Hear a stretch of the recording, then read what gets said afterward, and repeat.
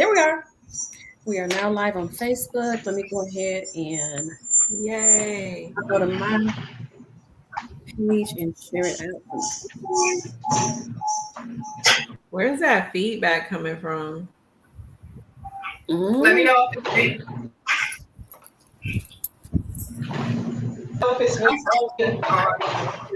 I think we all are.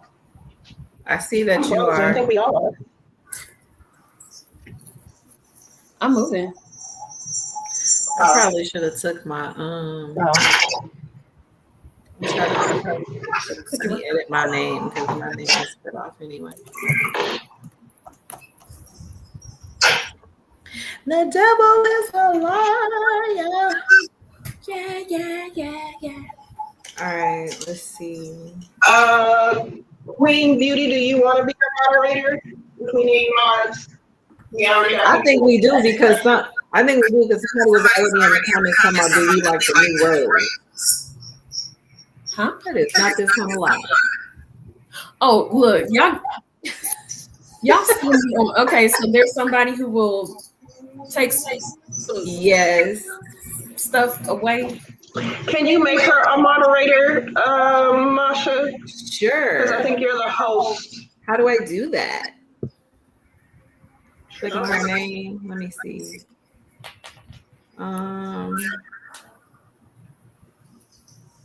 Child, I don't even know how.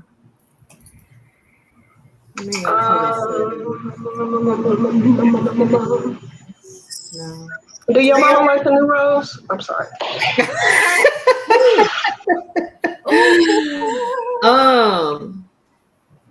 Whoever this is, Dimples, you just need not do y'all like the new rose or not? You Dimples Diva, go on from damn well.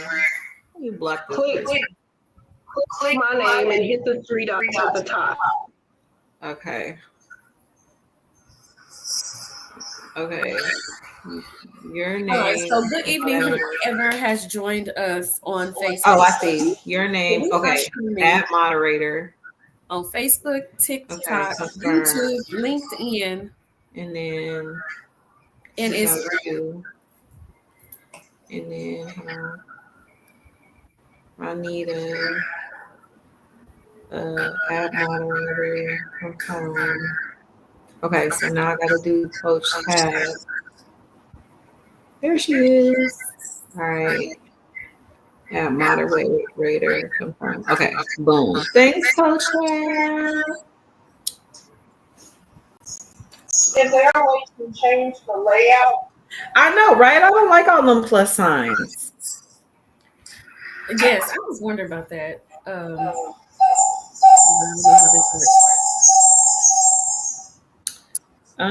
Settings. Your voice, moderators, comment settings. I don't think you could change the setup. Maybe if we Google it. Okay.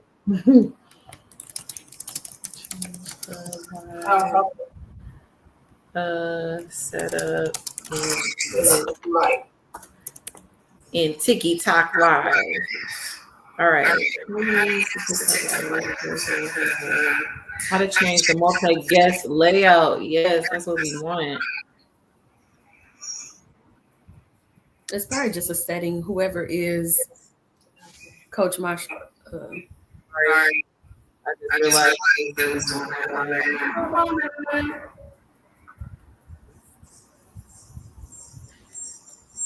Let's see what it do.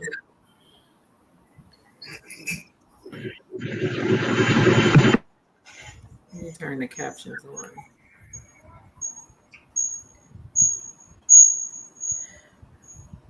There's that slight little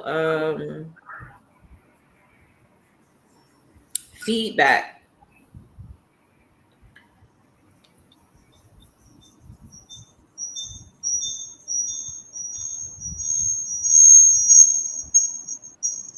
Okay, over in the left. So my microphone has even come on, and do I have to turn it? My computer more than anything else. And once you click on the guest icon. Yeah, because it says I can't unmute you because you've chosen to be muted. So.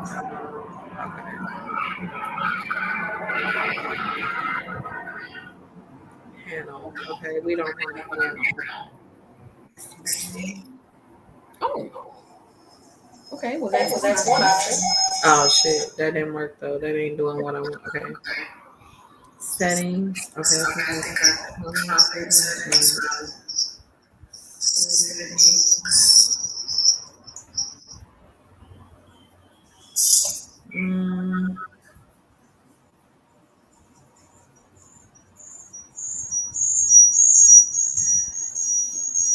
Yeah, that's that feedback right there. I wonder why that's doing that. I think I'm like that. We should have got on here at 7:15 to figure all this shit out. We should have got on here. Well, it's yeah, sort of. Well, it's okay. Let's go ahead. I mean, I don't need to be on the big screen though. On TikTok. I gotta figure that out. I'm on a whole lot. Like, I gotta figure that out. It says my StreamYard is not responding. Okay, you have to go.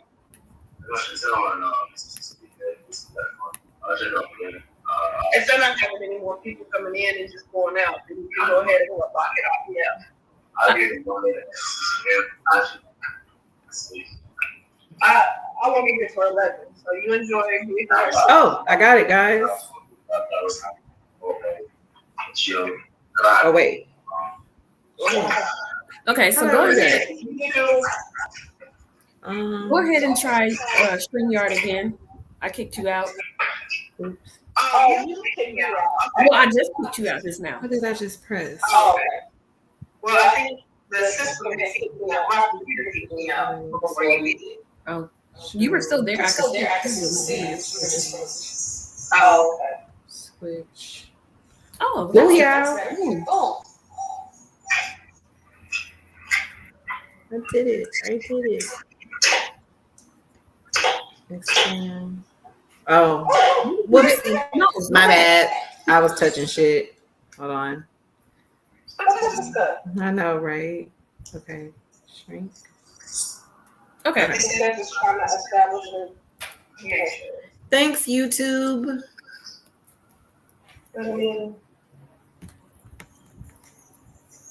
Oh, did somebody just send a message? New message request. That feedback gonna get on my nerves. I don't know where it's coming from, but that's crazy. But yes, hey everybody that has joined the live already, whether you came here via myself or Coach Juanita or Nappy Coach, we appreciate y'all tapping in. The whole purpose of our live today is just to kind of reflect on 2024, everything that we've gone through. We've made it to the end. We are on the last, what's today? Sunday. We are on the last Sunday. Yeah, it is the 29th. We made it all 52 weeks, y'all. We made it all 52 weeks. When you say 52 weeks, it doesn't seem like a long time, but damn, that was a long ass time. That's powerful. But we made it. 363 days? 64? No, 63. Yeah. Yep. We still have tomorrow and Tuesday to go. Yeah. So, if the first, let's all introduce ourselves. Device is not connected. Nappy Coach, that's what yours says. That's not just guy. Devices. Damn, why I keep doing that? My bad, y'all. That's a stage. I keep thinking that. Okay. Stop. Well, I was trying to make Ronnie B. Stop turching. Stop turching. Always show layout. Show the layout at available spots. No, we don't want to do that. Deliver your messages. So everyone on Facebook, we are streaming on four different platforms right now. So we are trying to get everything together. Please hang on because this conversation is going to get very juicy, very raw. It's going to cause a lot of reflection moments for yourself because this is called Radical Realignment with Coach, the coaches hashtag. So we are ready. I'm gonna do introductions real quick, y'all. Good, but I want to know where that feedback coming from and how we can turn it off. Why don't you mute? I'm gonna mute.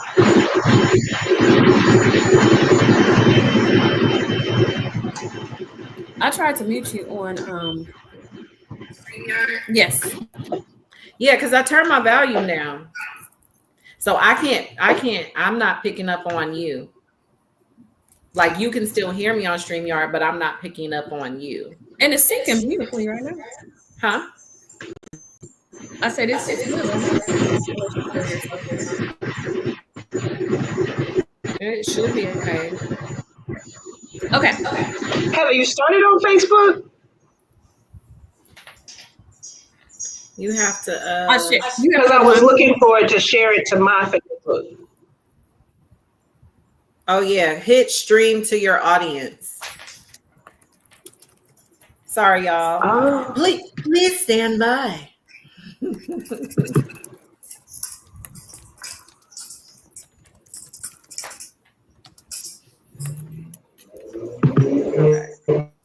Let me go to So it's like sign up for free because I don't think I have a StreamYard account anymore. So yeah, reflecting, yes, Coach Tab. 2024 has definitely it's been a different one, right? It's been a different kind of year for everybody.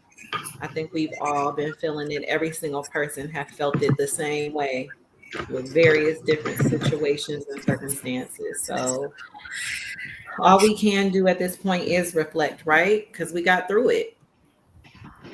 Absolutely. And so if this is the first time that you are seeing my face, my name is Coach Juanita Brown, and I'm the relationship coach, also a travel. But as far as in the coaching world, what I do is that I help. Okay, is that better? All right. I give people tools that they can use for their mind, body, and spirit so that they can show up as their highest self every single day of their lives, no matter what comes at them. So, also, I'm very, I would call myself the resilience coach as well. And this year, I really had to live out the word resilient in every aspect and in every letter of that word. But that's my little spiel. All right. Next, Romeo. I don't even know where to look. I'm all over the place. I'm sorry. So, hi y'all. I'm the nappy coach. Nappy means never apologize for the purpose and passion of you. And this year, reflecting on 2024, I have really had to be in deep reflection of what my purpose and what my passion is. I think 2024 kicked it into overdrive.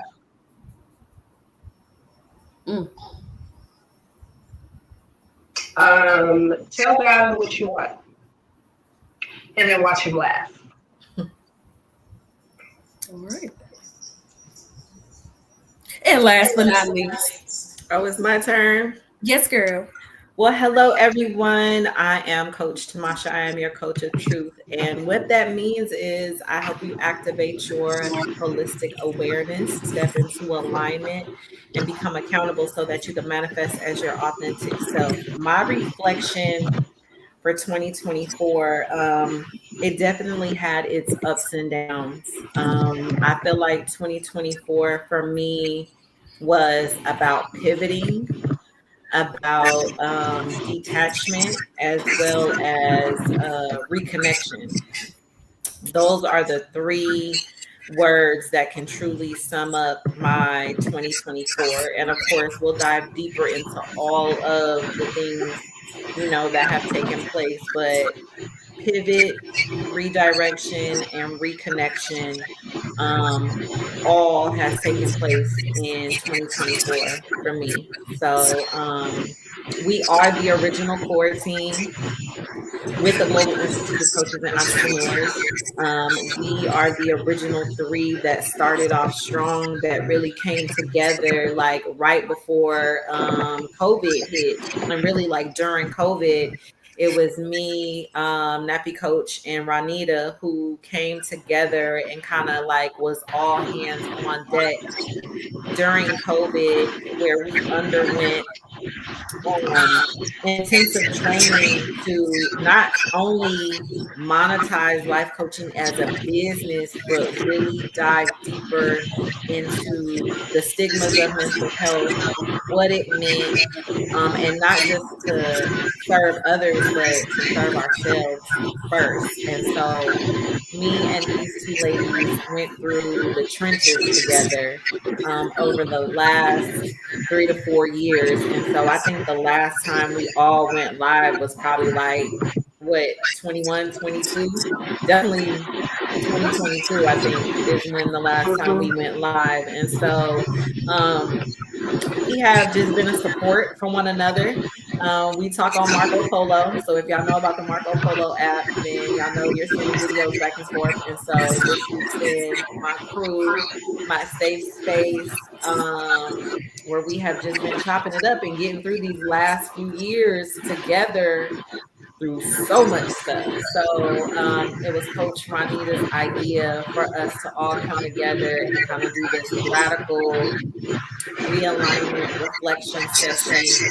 I think we all have kind of built up our TikTok followers, and people be looking for us, and we don't be coming on here like we should. So tonight is a special treat for us to just, talk, and for y'all to hang out with us. It's hella informal, so feel free to comment down below when something resonates. Otherwise, I'm gonna give it back to you, Ronnie B. What are we gonna start off with? Because we get to talking, and we be talking for hours and hours and hours. Okay. Yes, we can go for hours and hours with this. Okay, so y'all, we do something called look. I like to have fun. I like to crack jokes. So you're gonna see me doing that. I'm the clown. But on a more serious note, so we do something where we hold space for each other. And tonight we're gonna hold space with each other and show you exactly what it is that we do when we do that. Because as coaches this year, all three of us dealt with grief. I would say in more than one way, not just only the physical way of like somebody, like there's a death in each of our family, but we also grieve people that either had to be removed, or they removed themselves, or what, for whatever situation that happened. We had to grieve people leaving our lives and getting used to new normals and new routines. And the greatest thing about this is that I learned that I had to get to know three versions of myself: the Ronita before, the Ronita during, and the Ronita after the aftermath. So let's talk about grief first, just a little bit, and then we'll skip on down to the relationship road. Okay. So I think we were talking earlier, Tamasha, and you said grief was love that is misplaced. I believe that was the quote. And that's what made me think of like, we don't get to grieve the people who left this earth. We grieve relationships that have come to an end, whether it be intimate romantic relationships, whether it be family members, whether it be friends that we just are no longer in alignment anymore. Because the love doesn't leave. No. The love doesn't leave. It's just misplaced because you don't know what to do with it once it's gone, once it's no longer right there in front of your face. You have to figure out, like, how do I love someone from distance? How do I love someone that we're just no longer in alignment anymore? Like, I don't hate you. It's just where I'm going, I can't take you with me. Where I'm at, you can no longer go. And I don't think one side of grief is more or less hurtful than the other. I would agree. Because it all just falls in the same category. Mm-hmm. It all just falls in the same category. And you have to, grief changes, look, grief and trauma reconfigure your DNA. You're just not the same as you were before. You're not the same person. You don't think the same. Your mindset is not the same. Nothing is the same during or after grief. You're just not. Right. And I believe that this year, 2024, we are all different people because of the grief that we have endured. And our DNA has changed.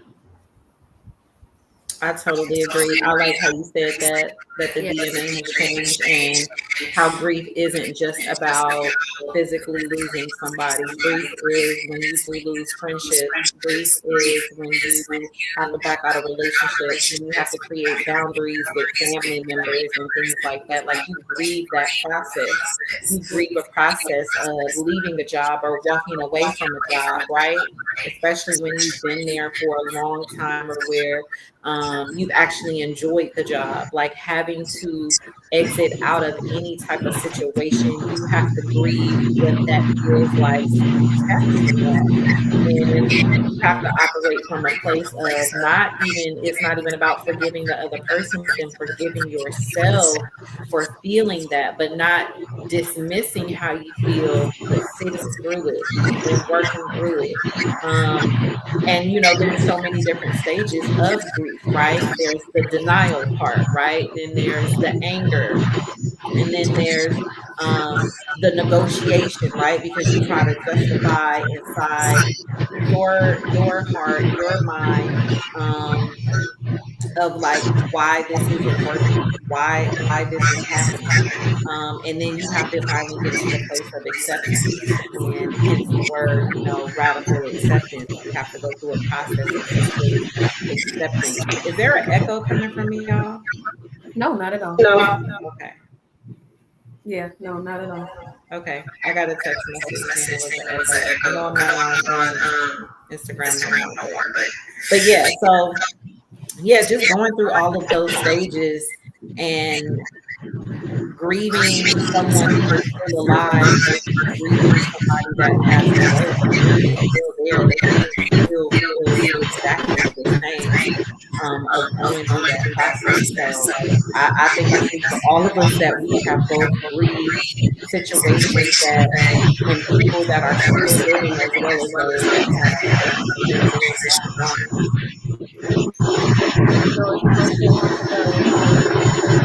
So I think that's what makes it that much more uncomfortable when the person is still here on earth, is still breathing the same air that we breathe, but this misplaced love that you have.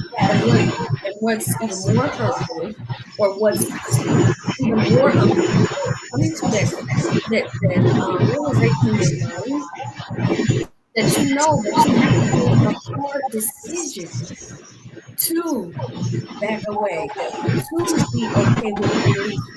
to be okay with maybe the situation or the person, or for whatever reason you're not in alignment, like you have to remove that person. And I would say for myself, that was the hardest thing for me. Um, at the beginning of January 1st, 2024, I remember I said this prayer. I said, okay, Lord, I'm just gonna, he was gonna get all elbows in with it. But when I prayed the prayer, Lord, I'm okay with you removing and I'm okay with you reconstructing. I'm okay with you tearing something down, building better. I'm okay with me at the beginning of the year. I don't know if y'all remember this. I said, I have crazy faith. You know how we say, Lord, take the wheel, Jesus, take the wheel. I said, Lord, put me in the trunk. I don't even want to see it. I don't want to see, I don't even want to see where you take me. Put me in the trunk. Okay, if we hit a bump, I'm gonna be okay because I know you in the driver's seat. But I'm okay. I'm having trunk faith. I don't even have to look out the window. I don't even have to see the shoulder. I don't even have to see the ear yet. But that process, and it was almost like a birthing because for 9 months, I kid y'all not, January, February, March, April, May, June, July, August, September, it brought a challenge and a journey and I want anybody out there to know that it's okay if you have to go through a stage of isolation to heal. It's okay to isolate yourself in a healthy way, not in a unhealthy way. It's okay for you to isolate yourself and go within to heal and get in those quiet spaces. You may not be as successful, and hopefully the people who really love you in your life understand that you need that period of isolation and total silence just to hear what is being spoken to you with inside. What y'all got to say about that? Isolation is not always depression. Right. Isolation is where, when I said the DNA has reconfigured, it happens in the isolation. We are not burst out loud. Like when you are formed in your mother's womb, you are in isolation. When the butterfly goes into the chrysalis to formulate its wings, it's in isolation. It's a place of silence. If you're talking, you hear God's voice.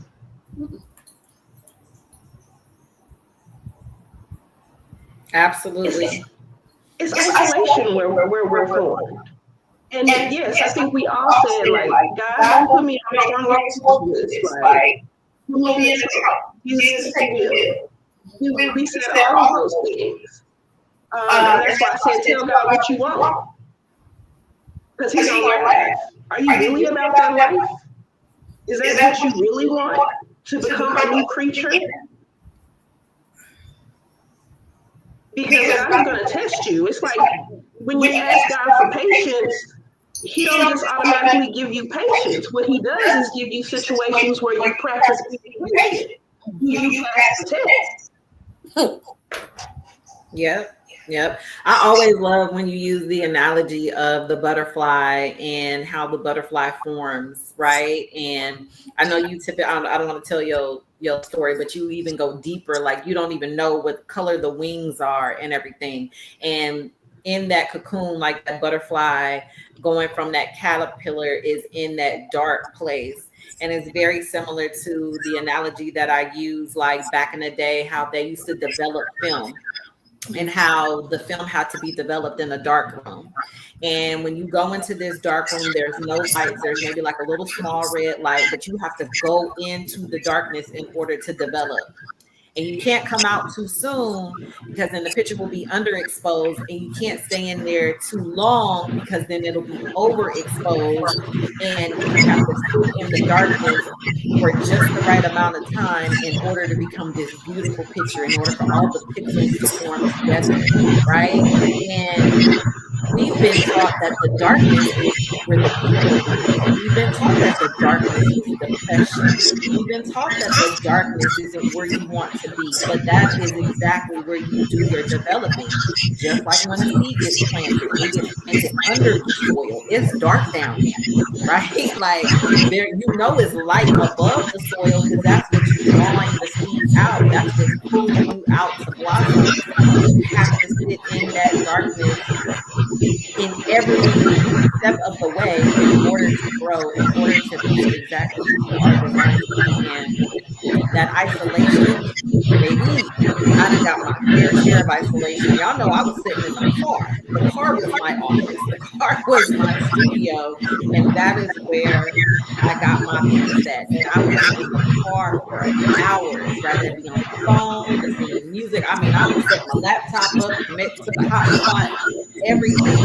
So that isolation for 2024, I know for me, was so necessary. And that's when I had a chance to really sit with myself and reflect, right? And not push the emotions or brush the emotions under the rug, but for real, sit in it, feel it, and then make a conscious decision when I'm ready to detach from it, right? And the detachment is detaching from all of the noise. And I think the question is too, what do you do while in isolation, right?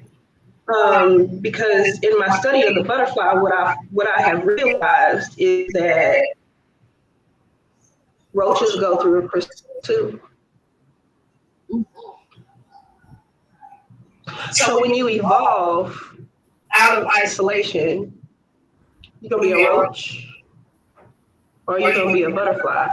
And I think the difference is the personal development part. It's not enough of us out here really doing the work. Not for play. I'm talking about for real, for real. Let me tell you something. Oh, go ahead. No, go ahead. Okay, with doing the work, like I told you guys earlier, I was my best client this year. As a life coach, I was my best client. I was my most client. And there's a list of questions that I had for myself. First of all, it was the question, how did I get here? And with the question, how did I get here, you have to backtrack every single thing, every single everything that you share, everything that you do, even what you envision, and also what you okay. When it comes to what you envision, you also have to be honest with yourself with what is already there.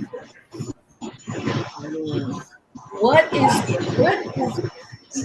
already there? Because there's something called potential. There's potential. Then there's this skill building that you spoke of. You need to build skills. But sometimes I believe that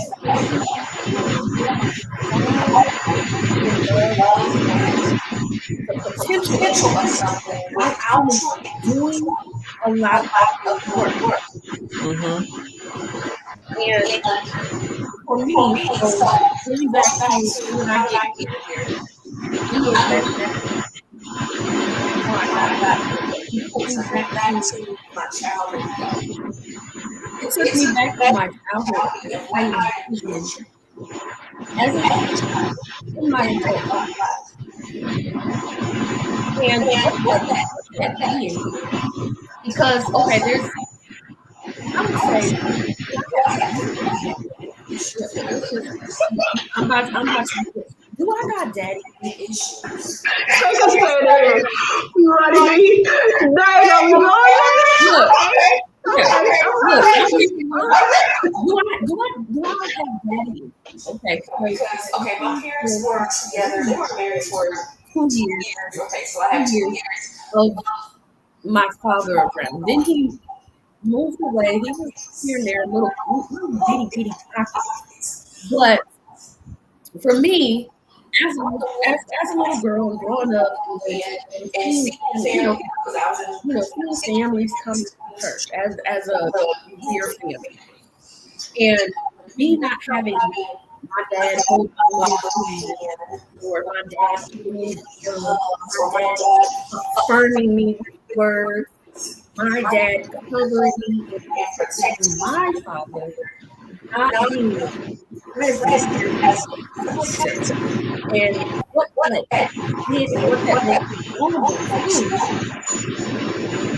in my life, which caused which I went through some traumatic things because I didn't have his protection.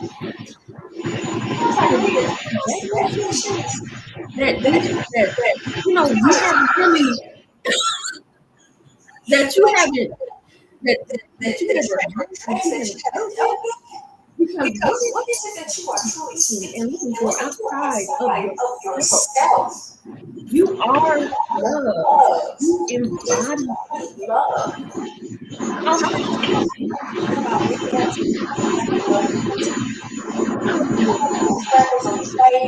I, all my imperfections, all my yeah, you love me. It was like, So during this period of isolation, and then living alone and hearing the hearing the silence, like I was like, no,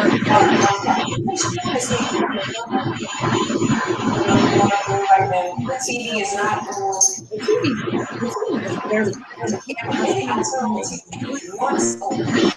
when I say When I say I sat in silence, I found so much love there, love there. I could also just it was like this sensation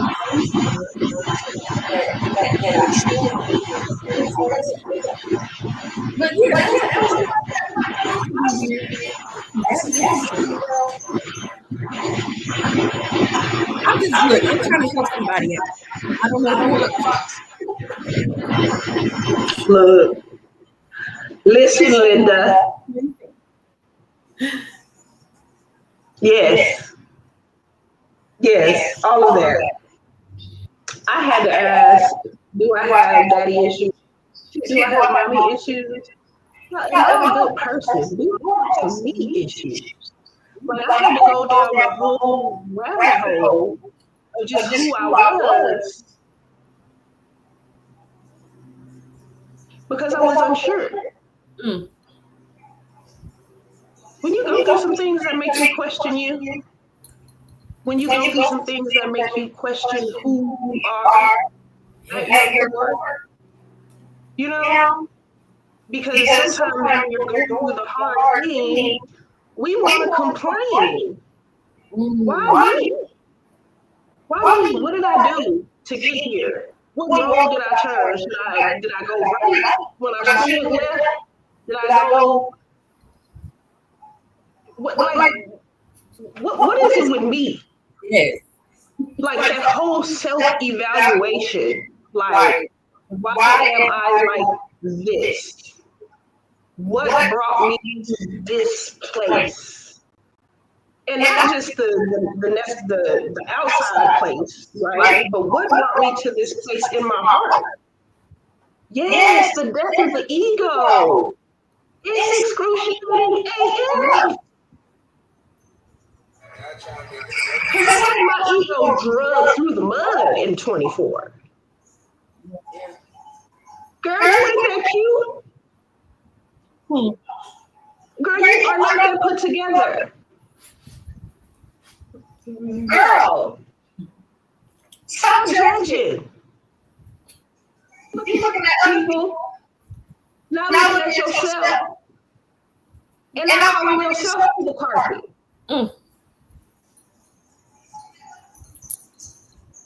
No, because really, in the whole grand scheme of it, I can't judge what you went through without judging who I was when I went through what I had when I went through. I had to look in the mirror and I had to ask myself the hard question: are you okay? Are you okay? And I had to admit, hell no. I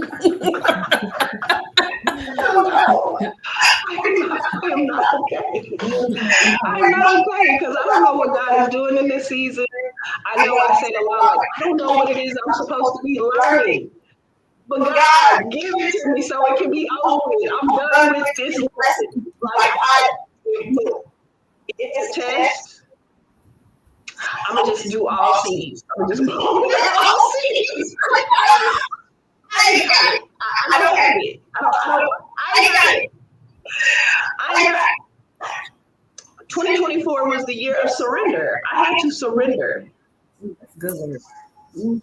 That is a good word. That's one of my favorite words, is really surrendering.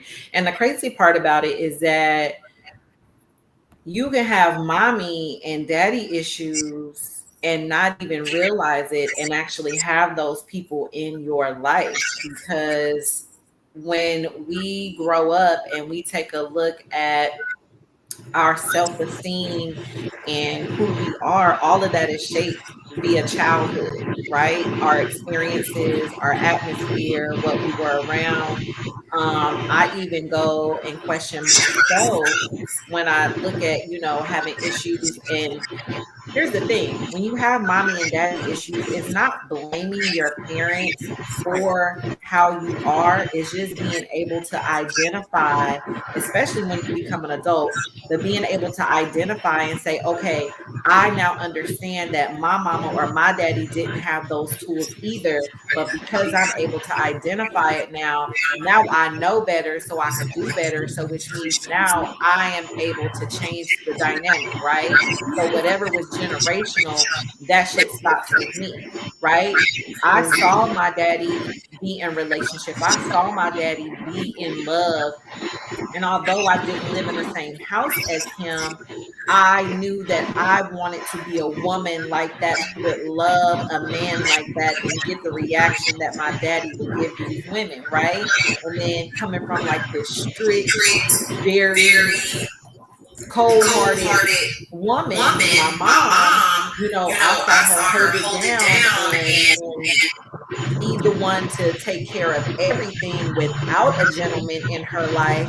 And so it's like, okay, now that I'm an adult, am I supposed to be this independent woman that don't depend on no man? Or am I supposed to be this little girl who I saw these women, these couple of women that my dad dated, love him and want to be able to get that same security and providing that I saw my daddy give these women? So it's like you grow up and you got to like merge these worlds together, and then chew the meat and throw away the bone.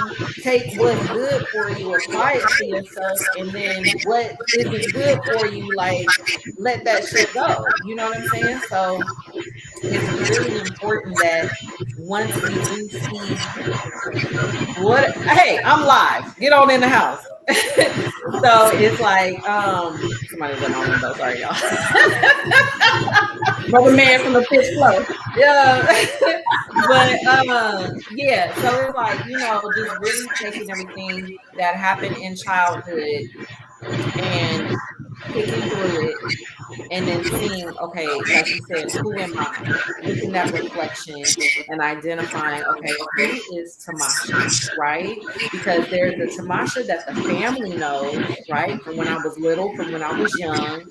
There's a Tamasha that the old you know, your childhood friends knew, right?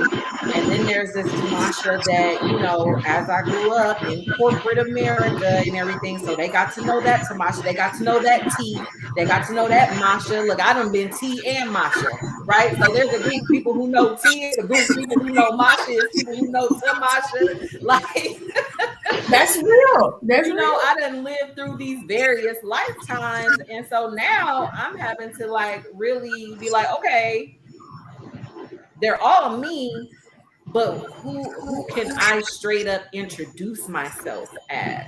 Who am I reinventing myself as? Right. And so all of that plays a part when we start looking at our parents. And another thing I just want to say is that something that I learned is that we cannot look at our parents and put them on a pedestal as just mama and daddy.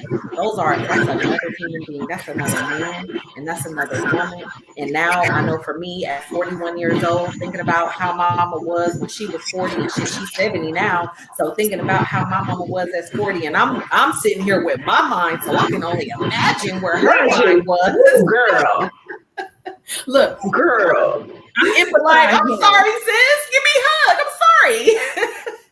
My bad. I didn't mean it. Right. And raising children, because honestly, being a parent now, I'm like, she did the best she could with the knowledge that she had. Like, I'm doing the best I can with the knowledge that I have, right? Because that's all they had. Mm-hmm. And they had their own issues. They had their own mommy issues, daddy issues, abandonment issues, people issues. Like, I have a different respect for my mother. I think out of all of my life, it's just a different respect that I have for her. Because I know that she is a conqueror. I know that's where my resilience comes from. I know that's where my fuck it comes from. I know that's where my faith foundation comes from. I was raised by 3 strong, resilient, warrior women who made a nickel out of 15, who made 15 cents out of a nickel, who shook the ground to feed me, to make me who I am. I know that. And now I want the same respect for my children to know, because I told them from the beginning, look, I'm raising you while you're raising me. I don't know shit. I don't know nothing.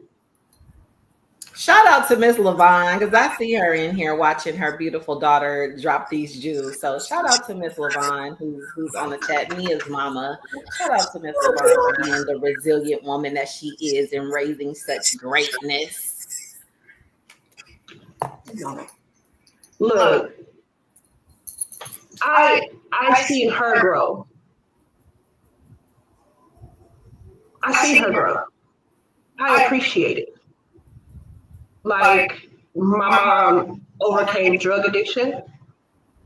My mom overcame being a single mother.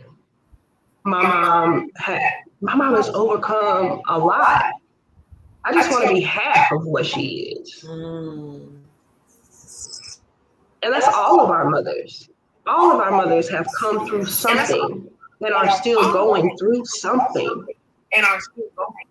Even in their 70s.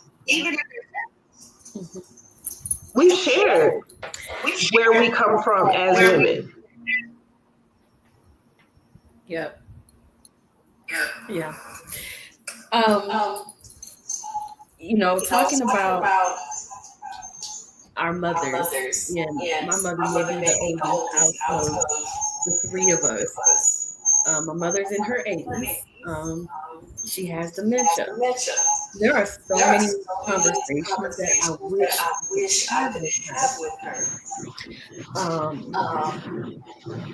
To her question But also, we'll get on this topic in a minute. But what to my I wrote this down and said to become independent. And I think all of our mothers have us become independent. And there's nothing wrong with it. I think in this society, there's something called hyper independence versus independent. There's nothing wrong with being independent, but when you are hyper then yeah, you are a booger to try to connect with. Just get a booger. You're a hot mess to try to connect because you're constantly showing people and telling people like, well, why am I here? Do you really need me? Do you really want me? Do you really desire me? Where do I fit in? What can I do to you? What can I do for you? Because you got it all. And so much to a degree where I watched this video. It was on TikTok. And this woman was talking about hyper independence. I don't know if I shared it with you guys. Hyper independence.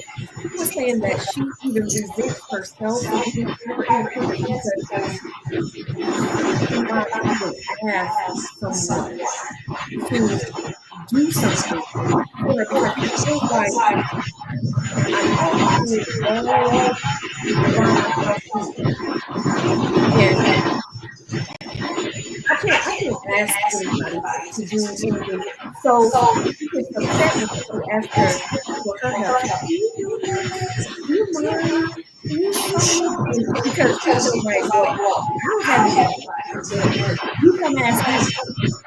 So I thought that was very true. I never heard that perspective about being hyper independent woman so much to the fact ask for help before that's I don't know. Queen Beauty said, try hyper codependent. I've been both. Hyper independent in my singleness, hyper codependent in relationship. Ooh. I've seen both of those. Yep. Definitely participated in the hyper codependent to the point where I'm so dependent, not because I can't do it by myself, but I lost my individuality. So I started just merging in with this other person.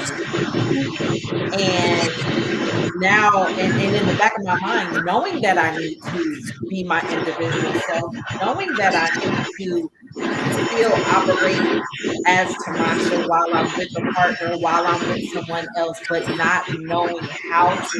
And then being afraid to walk away, knowing that you need to.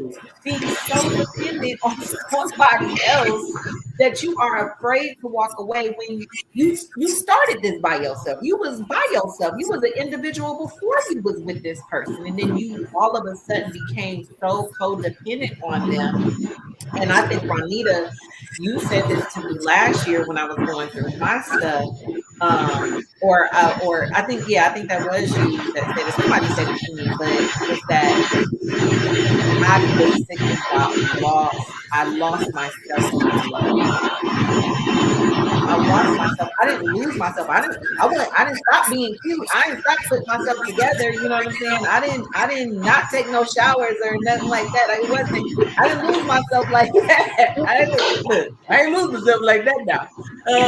But I lost myself in the process of giving out and pouring out so much love that I was empty.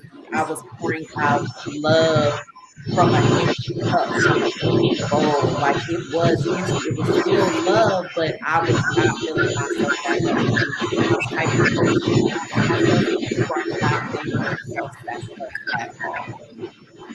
Yes. And it takes someone who actually knows you sometimes to bring that to your attention. One of my sisters, God rest her soul, transition. When I was in this relationship, and she's like, "Sis, can you tell me something? Because I love him." And I asked her, we always talk about him, and she's like, "What have you done?" I said, "What do you mean?" She said, "I no longer recognize you. I no longer recognize you. Have you looked in the mirror lately and know that wonderful, amazing things about you were there for you?" And I was like, "Dang, no, I didn't know."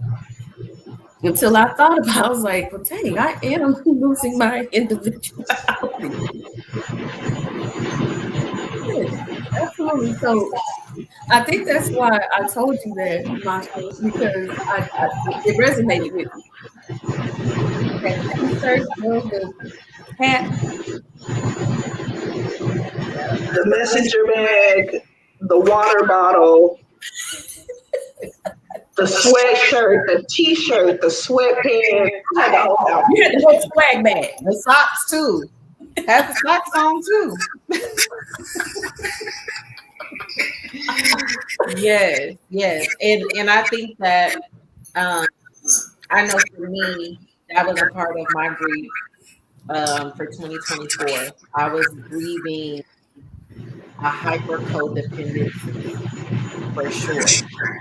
I was grieving a hyper codependency, and what a conflicting place to be in when you know what you know, and when God gives you discernment, right? Because the things that I'm doing the work, right? I'm doing the work while I'm going through this. So I'm journaling, I'm praying, I'm meditating. And you said this earlier, Nia, that hey, listen to God, if you're talking. And so I always look at prayers as when we make our requests, but I look at meditation as when we have our moments to sit and be still so that we can get those downloads. And while I was getting my downloads and doing the work of journaling, of detaching, of shit, burning shit in candles, call it what you want, but I did what I needed to do to detach from the situation. What a conflicting place to be in when you're going to make some people mad. When you have to leave some things that are really important behind in order to take these steps forward, and then not feel bad about it because you know what you're supposed to do, but what you need to do is conflicting with other people's emotions And egos. and egos. My ego, their ego.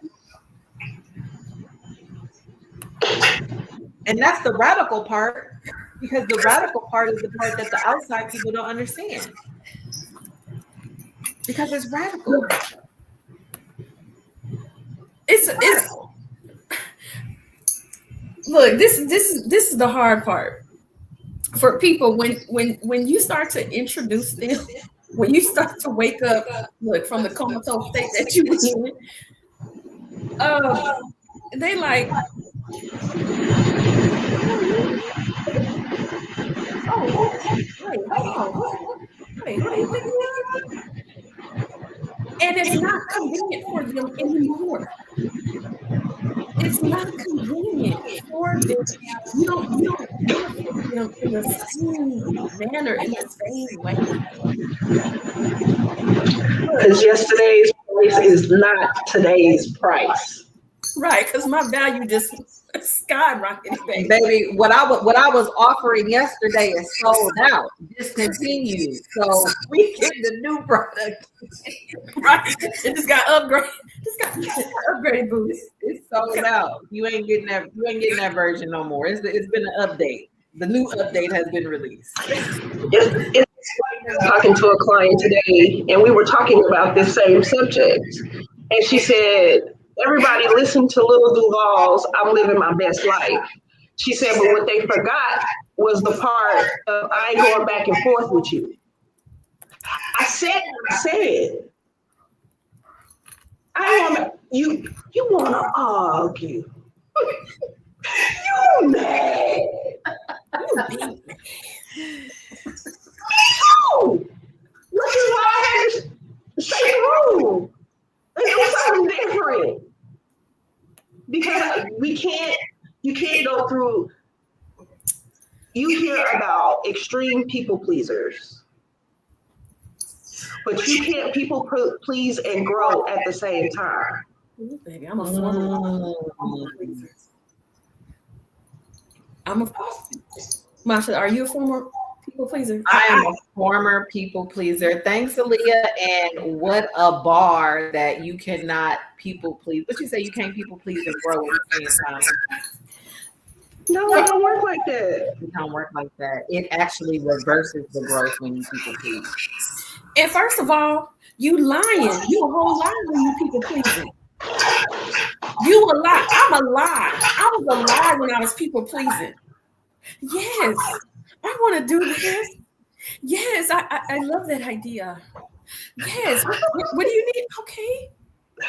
And in my head, look, I told y'all today was the day. I'm gonna keep it 100. Look, and all I'm drinking is there's nothing but cucumber and lime in this water. That's it. Look, I was a whole lie. Because in my head, I was either cussing somebody out, I was holding secret resentments.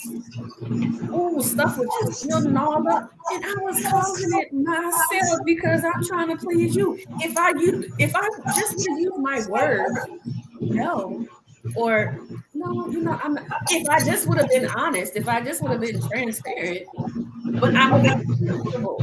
I wasn't comfortable with it.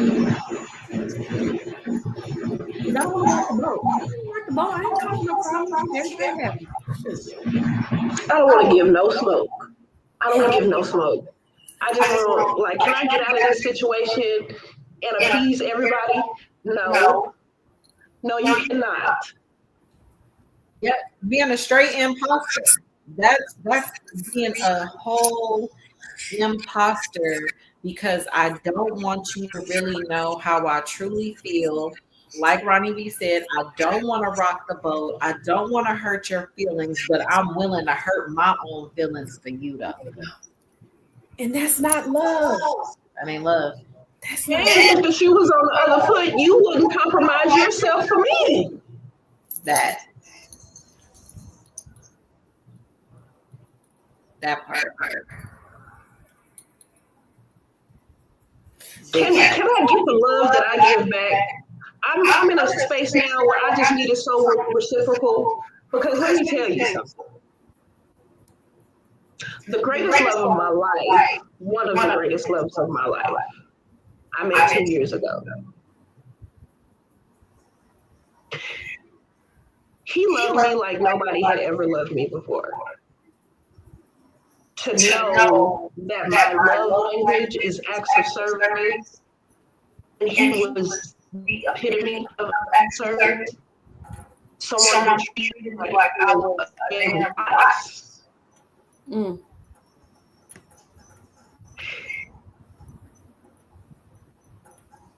And love me authentically. And that's my grief. Because of illness, I lost it.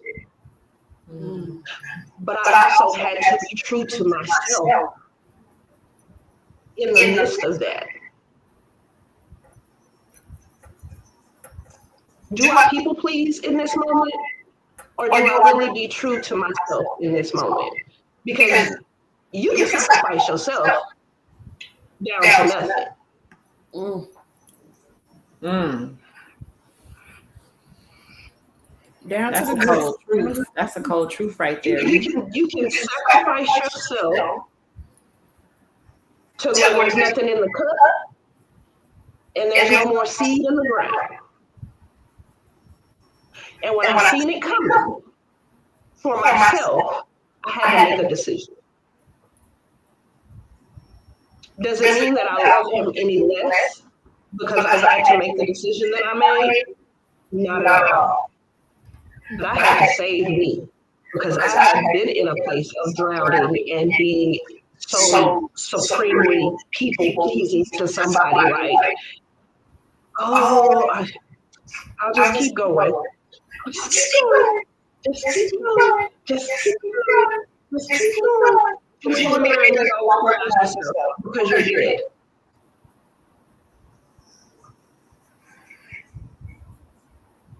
I'm not sacrificing me anymore.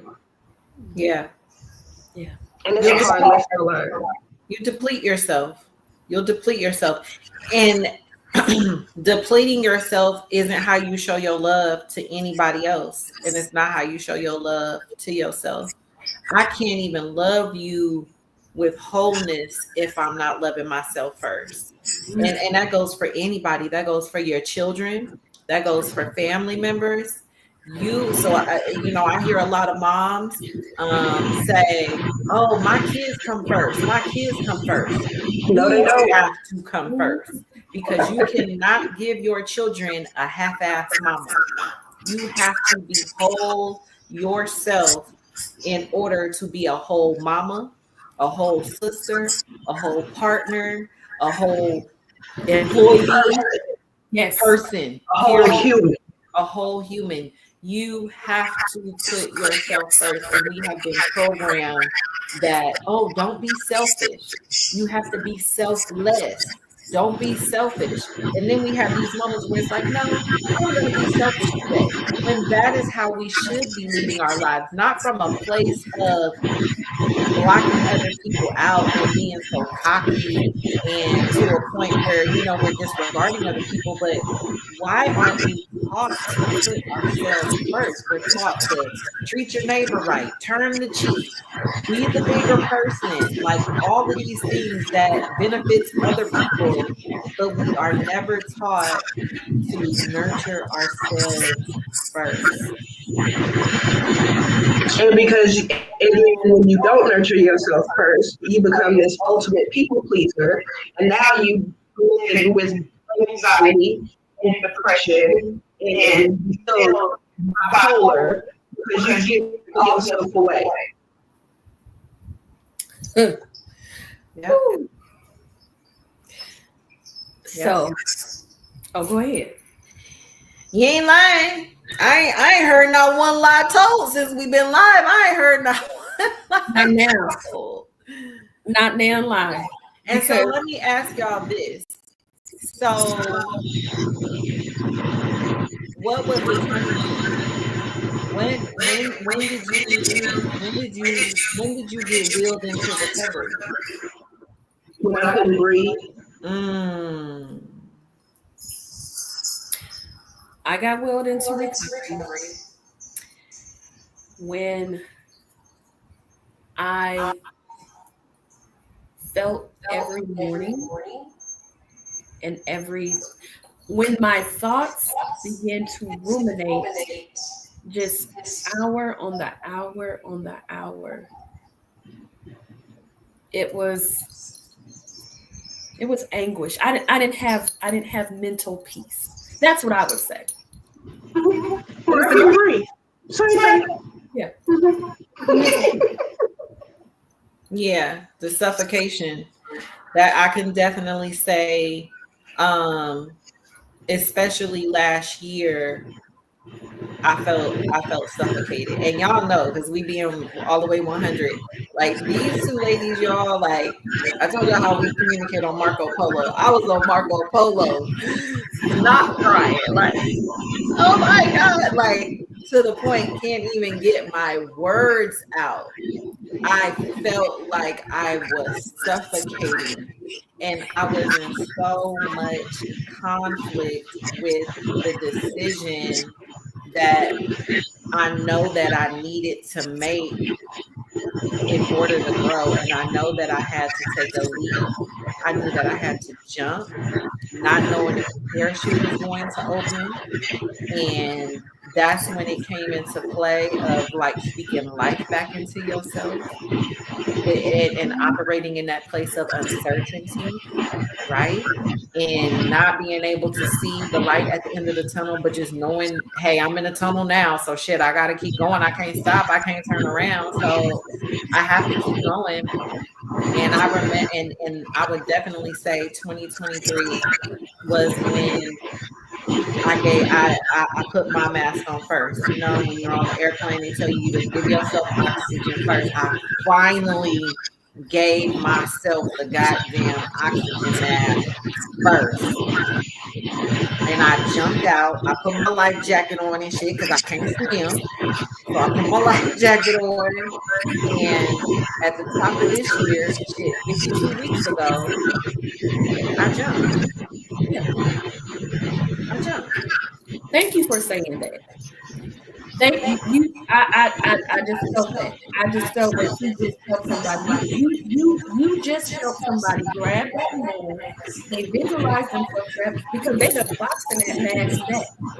When the mask drops, they hitting it back. They swinging it back. They don't want to take the oxygen because when you take that oxygen and you deep breathe, you get that life breathe back into you. You know something is going to change. You know you're going to have to change. You know the situation is going to have to change. You know your norms are going to have to change when you take that oxygen. And you have to do it scared. When the oxygen mask drops, it's because the ground has already shaken. There's already trauma going on. You already trauma. Yeah. Why ain't doing this? We're gonna do it scared. Like, I don't know why people think that, like, oh, the right time. I'm waiting on the right time. I'm waiting when I'm not scared. No, like in life, one of the human needs is uncertainty. Sometimes you're not supposed to know where you're going. Just put the mask on and go. It's faith. That's safe. You don't know where you're going. Yeah. You don't know. And faith without works is dead. People say that all the time, but do you really know what the hell that means? Because you ain't working, you really ain't got no faith. Who gonna come save you? Nobody. Nobody. God said pray. God said have faith. And God said get your ass up off the couch. Go do something. Go get some personal development. Go do the thing. Go start the business. It don't happen when you just sitting there hoping, wishing, and praying. Ain't nobody coming. Ain't nobody come say this. You wrong. As hell. And not only is nobody coming to save you, but you have to rewrite the narrative. You have to change the language. You've been speaking in this language that you done took on, that you done learned this foreign language from this other person, whoever that may be, or a job or whatever. You done learned this language, and now it's time for you to go to a whole nother region, a whole nother place in your life where that language is not spoken. So you have to rewire your brain and how you have always thought and what your thought process is, and change the way that you talk about yourself and speak about yourself. And when people are asking you, how are you doing? Instead of saying, I'm pissed, I'm mad, you say, you know what? I'm well. All is well, right? And I know a lot of people may feel like, oh, like, well, that's so optimistic, but no, you're supposed to be upset. And why would I hold on to weight that's not serving me? If nobody else is coming to save me, right? If nobody else is coming to save me, how can I save myself? And I use this reference a lot. And we always got a song for everything, but it makes me think about Erykah Badu's Bad Lady, right? Bad lady, you don't miss no bus. You can't hurry up because you got too much stuff. Like, take all them damn bags off. You got way too much shit. You need to move forward. You got way too much shit and you can't even move forward. You can't hurry up because you're holding on to the anger. You're holding on to the grief. You're holding on to the fact that you ended up with the short end of the stick. You're holding on to the fact that he cheated on you. You're holding on to the fact that he had a baby on you. You're holding on to the fact that she did this to you. She wasn't your friend. She didn't tell you happy birthday. She be supporting the celebrities more than she supports you. Like all of those different weights we tend to carry with ourselves because we're so angry and we're so mad and we want people to nurture our soul and make it better. And the only person that can make it better is you. Because girlfriend, when they see you coming, Look, look, I just got a visual because look, you got all them bags and you moving like this. It's heavy. Oh, it's so heavy. It's so heavy. You got all them disappointments in a bag. You got all that anger. And that. Yeah, you know what? You could be a great person, but you got all them bags, baby. I can't get you. Look, abandonment. Right. I'm going this way because I can't. I surrender all. Yes. Sometimes you have to throw your hands up and just have that surrendering moment. I'm telling you. It's just like we get into these relationships, right? And you know, a big thing is like submit, right? How can you submit to a man when you can't submit to yourself? Well, hello. Right. Hello. I'm supposed to be true to somebody else, but I can't even be true to me. And the submission is doing what you're supposed to do, doing like that has to start with self. That has to start with a daily routine. That has to start with self-care. With prayer and meditation and saying no and reading the book and writing in the journal and not people pleasing and not living as an imposter and being true to who you are and being true to what you said you was going to do when you said you was going to do it. And if you didn't do what you said you was going to do, not really making an excuse, but letting someone know why you didn't do the thing you said you was going to do. And getting out of that mindset, getting out of a mindset that this is just how I am. Because it ain't. That's an excuse. It's a choice. That's a lie. It's a lie that you chose to believe and apply to yourself. Okay, so we didn't told you the three coaches. We told you it's a lie, it's an excuse, and it's a choice. You heard it here. So, because that's not just who you are. That's who you are when you haven't done the work. That's who you are when you haven't accepted accountability and responsibility. You know, with many of my posts, when I speak to people, I say beautiful soul. I say that with the intention of addressing another human being as beautiful soul. Just in case, if you don't know that you king, you queen, you are a beautiful soul that was created for purpose, that was created with love. But sometimes the dirt of life has heaped over your head so much, you don't even know that you are truly a beautiful soul. You are a beautiful soul. I want everybody to just put their hand over their heart right now and say,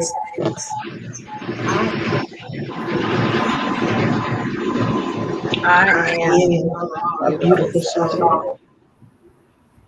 Yes, you are. And whatever your heart, look, whatever your mind said in the back, if there's something that has started talking to you that was negative, check that voice. Go put it over there in the corner. When you said that, what comes to my mind, what God has placed in my spirit is anybody who I have offended, pissed off in 2024. I want to apologize because what happened in the moments is me not being self-aware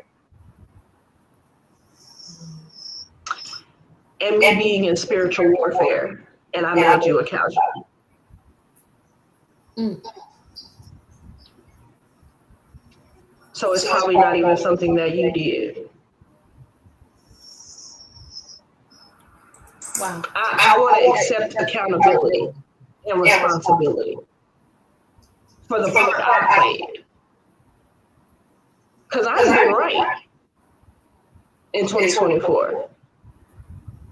I've been in spiritual warfare in 2024.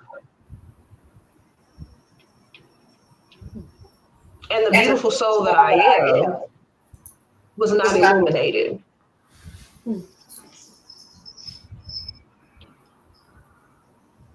I'm glad you said that about the spiritual warfare. And you know that you're there, and you know it's time to elevate your spirit life. You know it's time to tap into your soul when you start to feel that tug, when you start to feel that dissonance begin to take place. And the good thing about life coaching, right? And I say this to everybody, is that us being life coaches does not make us exempt from the bullshit. It does not make us exempt from going through things. Our recovery time might be a little shortened, and we might have access to various tools and strategies that we particularly participate in, but it's almost like shit. We get it even worse because we're here telling other people how to work through their shit at the same time. In the background, we got our own shit going on. And so it's like Ronnie B said that she was her best client this year. I think we were all our best clients this year. Yes. Look, if I would have been certified in 2019 as a life coach, 2024 would have took me out. I would have crashed out. I'm just saying. If I wouldn't have gotten these tools that I got in 2019 and seeing how they work in 2020, 2021, 2022, 2024, I would have crashed out. I see other people who don't have the tools that we have, and they crashing out all over social media. Yep. Every day is somebody else. It was just one straw they broke the camel's back, and they had crashed out. If I didn't have the tool to be resilient, to take accountability, I'd have crashed out too. I would have imploded. Yeah. I would have imploded. With 2024 being the way that I think me and Masha, I ain't gonna tell you, I went through a whole Coach Ronnie D, what you see in the frame in all these wonderful posts and all the glory and glamour and glitz, and you don't get to see the story, behind the glory. Maybe I had a car repoed. I had a car taken away, but what's crazy? Look, I told you I was gonna keep it 100. Look, that car,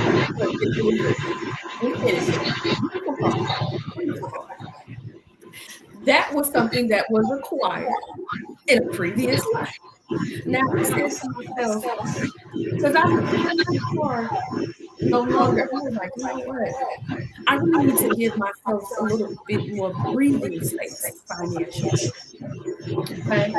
And so I said, so what happened? I'm gonna tell y'all a little story real quick. So in the back of in the back of our home, there's an alley. The city was repaving the alley. So they said, you can no longer park in your garages. You gotta park out front. And I was like, you know what? I don't know. Ooh, I'm a little behind.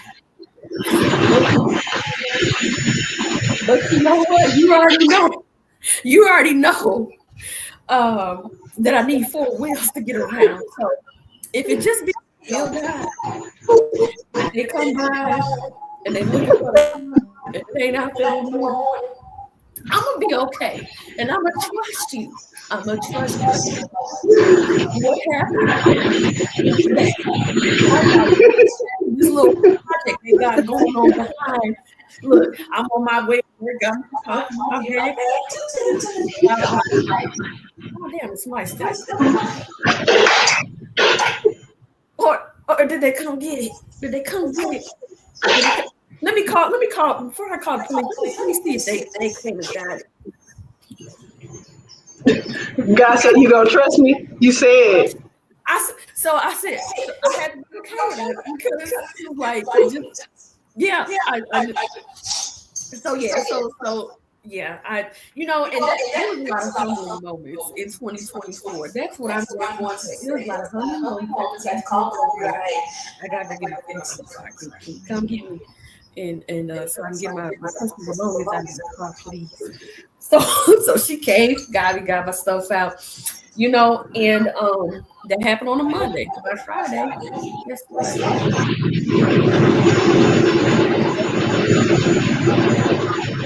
It was something that was for me. That became more of a blessing, because I was struggling, I was praying, I was trying to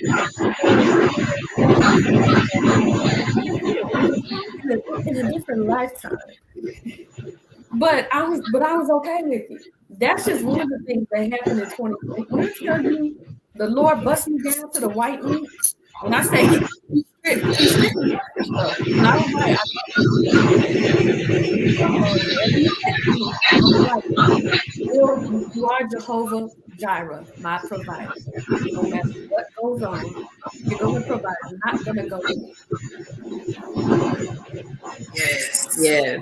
And beyond even like repossessions, because definitely done been there, definitely have been in the space of valuables being taken from me, being forced out of situations, having to walk away from all of my belongings and leave them to somebody else, my investments, my shit, having to walk away from it because the energy that's attached to it, because I have to go do a new thing over here, because I have to go and be greater over here, because God has a whole different plan and my prayer is to be a vessel. I cannot do that by being attached to these things. So I had to leave them. They had to be taken from me, and I had to be okay with it. I had to be totally okay with it in order for everything that's going to be made new, because I'm about to get that back tenfold. I had to make room.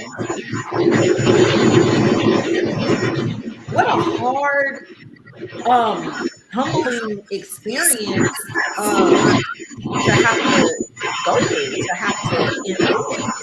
Because at the end of the day, we're thinking about the people that's going to be speaking about us. We're thinking about the people that's going to be in our business. We're thinking about the family and the friends that's going to talk that shit behind our back. And I heard something today is that once you get delivered from what other people say, that is when you are allowed. That's when you allow yourself to speak to the Lord. Because also, don't nobody know your life.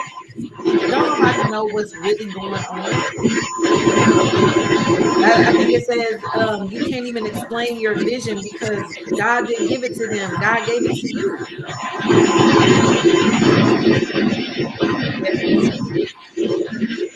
So yeah. It's real. It's real.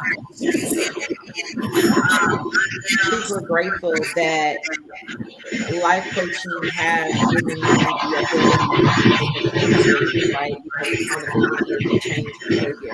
I'm glad that life coaching gave me the ability to tap into myself and learn how breathing regulates my nervous system, how breathing and meditation regulates, and how the spiritual life and all of that is intertwined. And a lot of times people try to separate that, and that's not how that goes. So in order for me to be authentic, in order for me to be vulnerable, you have to tap into the spiritual aspects of things, and it has to all come together, because you can't be like, oh, okay, I'm in church every Sunday, praising them, and then over here you talking down on yourself, you're talking down on your situation, you're talking down about your circumstances. Like, no, you have to bring all of that together and really get into a place of understanding, like I said earlier, rewriting the narrative, identify what the wound is and then treat that mofo. You know what I'm saying? Put some Neosporin on it and believe that it is going to heal and that new skin is going to grow over it. Because those tangible items that we lose, the evictions, the repossessions, the walking away from relationships and big ass houses and shit like that, like all of that can be replaced bigger and better. But you can't You cannot be replaced. Thank you. Anything tangible, this can be replaced. We cannot be replaced. So we have to treat ourselves as the most valuable possession.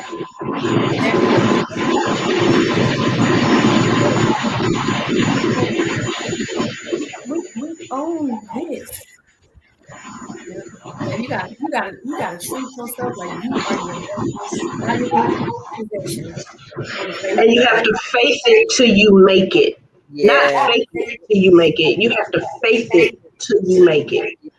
Because do you know how many times that I've had to look in the mirror and be like, girl, you all right? Well, you so dope.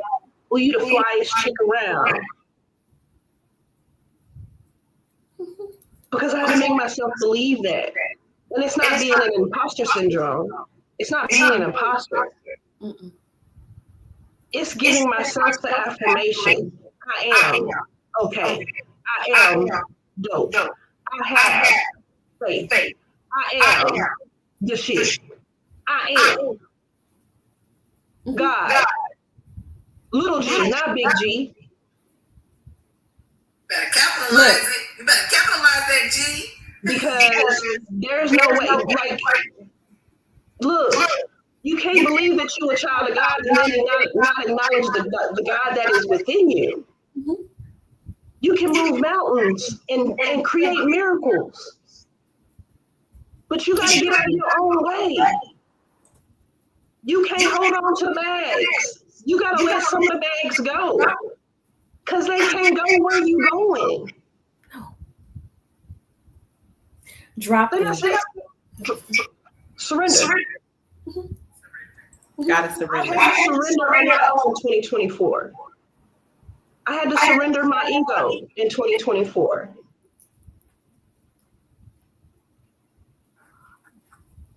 Absolutely. I had to surrender a lot. I had to surrender a lot to keep moving. And sometimes it hurts to let go. I didn't say it was easy. None of us have said that it was easy. None of us have said that, oh, it was the easiest thing to do. No three of us have said that it didn't hurt. No three of us have said we weren't scared. No three of us have said any of that. It's scary. It's hard. It's painful. It's humbling. It's ugly sometimes. It's ugly. Ugly. It stank. It stank. It stank. Is that me? That can't be me. That's me. That's mean. Yeah. That's mean. Walking away is not easy. Walking But, away is not easy. but it's so Letting go is necessary. not easy. And it's so necessary. It's necessary. And so, it's like challenge accepted. Challenge accepted. Mm-hmm. Because there's victory on the other side of that fear. Yeah. Yep. And if you keep resisting it, and it's the quote, It's what you resist will persist. So Yes. You continue to resist that you need to walk away. You to continue resist surrendering. You continue to resist, letting the shit go. It's gonna continue to persist. It's gonna keep nagging at you. It's going to keep nagging at you. And that's you still holding on to that baggage because you're not ready to let it go and just stop the resisting. And then it's going to show up in other parts of you. Ooh, I was just about to say. You can't boo-boo. You can't. You know I love boo-boo. You locked up. Boo-boo. You just locked up. You full of shit. You full of shit. Literally. Yeah. Look, your face is starting to do. Look, your skin. It's starting to come out it's starting to manifest in your skin. What's going on the inside of you? Yep. Your hair. Your hair. Your hair. Yes. Oh yeah, because I see that all the time. When clients come and sit in, both of these beautiful women are my clients. I can tell. What's wrong?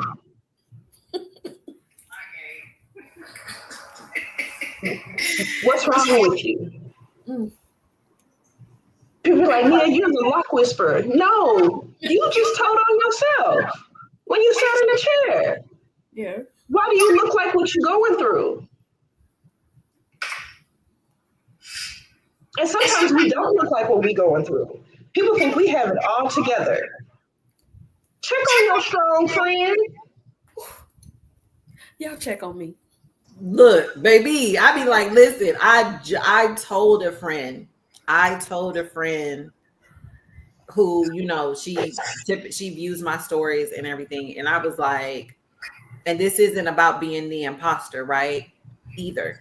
But I was like, don't let what you see online fool you. I'm not, what I look like on the outside is not going to reflect what I'm going through. And when it does, you will not see me.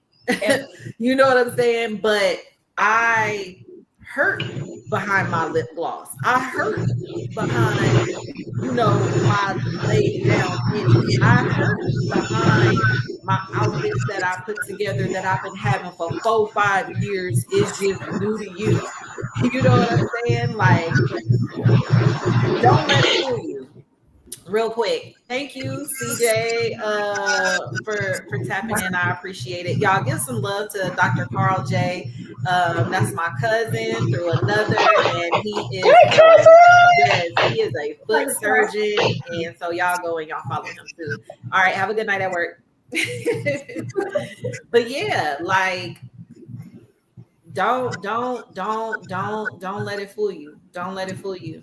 A lot of people don't look like what they're going through, and that's why when we start to see people taking their own lives, and you're like, but they looked so nice, and they look so good, and they look like they had it all together, and they had all this money, and it's like mindset. Yes. Mindset gone. They done posted a beautiful family photo. Family just, they're so blessed. Look at them. Oh, they're so in love. They have the ideal life. Oh my gosh, look, they just acquired this and that. I'm going to tell y'all something right now. Please do not ever judge someone's life through this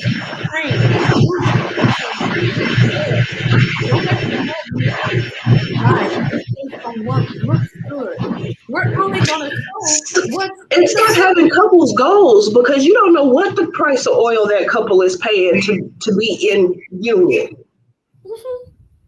It's some work. that happened outside of that beautiful vacation photo in Turks and Caicos and all the things. There were some arguments, there was some drag out, there was some I don't like you, right? That look, and let me tell you I right can't now. stand you. Come take this picture. Right. And then the next I'm cussing your ass.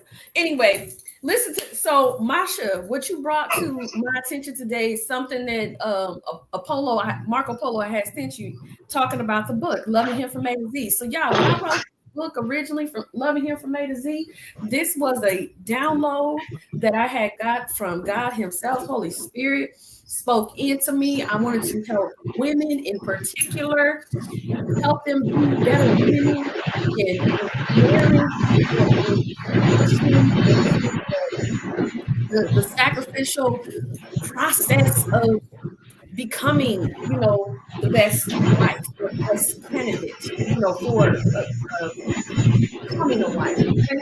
So when I wrote this book, Loving Him A to Z, Volume 1 and Volume 2, at that time when I wrote the book, I discovered some things that were going on.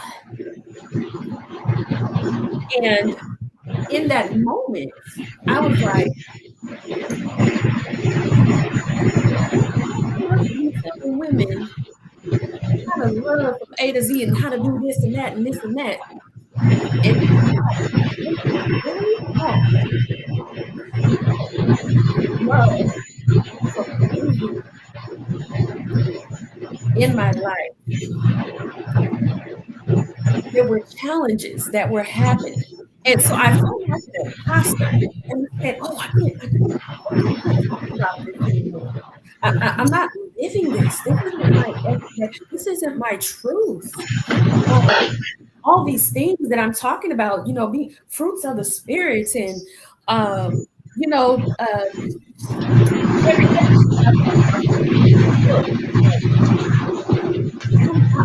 it was like something. It was like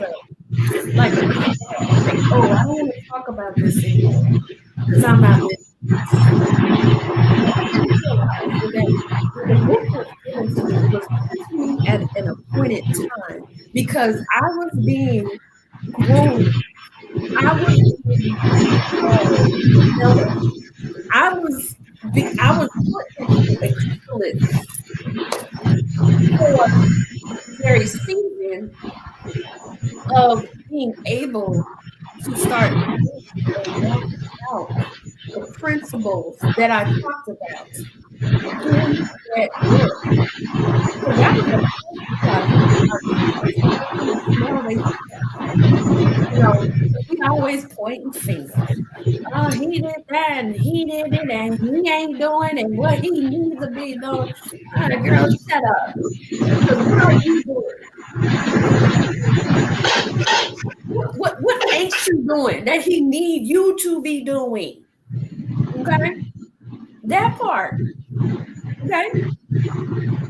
So anyway, I just wanted to bring that up because we were talking about that earlier, and I was like, yeah, that was an appointed time. Sometimes sometimes you're not going to be able to reap the benefits and harvest until probably years later because you be thinking, oh, hey, shoot, I can't. And then the Lord be like, but not now. But not now. And what a friendly reminder that you wrote that book. I remember when you were promoting the book. I remember when you had it out. I mean, what a friendly reminder that the seeds that you plant in this season may not take harvest until a couple of seasons later. It may not take harvest until later. It has to get the right sunshine. It has to get the right water. It has to get the right food. You know, it gotta look, it has to be the right manure, right? It has to be the right shit, because you need the right shit to fertilize the dream. So you were planting that seed. You had the concept, not because that wasn't you, not because you can't love him A to Z. It was just a different him that you needed to love from A to Z. That's And it. you needed to be poured into as much as you wanted to pour out. That. Yes. And you were still holding bags. Real tight. Look, don't take my bag. I need this. I need this anger right now. I need this resentment right now. I need this. Right, because it's gonna protect me. If I hold on to it, if I keep it, it's gonna protect me. No, it's gonna eat you alive inside. That's what's gonna happen if you don't deal with that stuff. Niggas take off running when they see you coming. Now, okay, I know you talking about Look, niggas. I don't Look, run do we? across plenty that was like in the Matrix.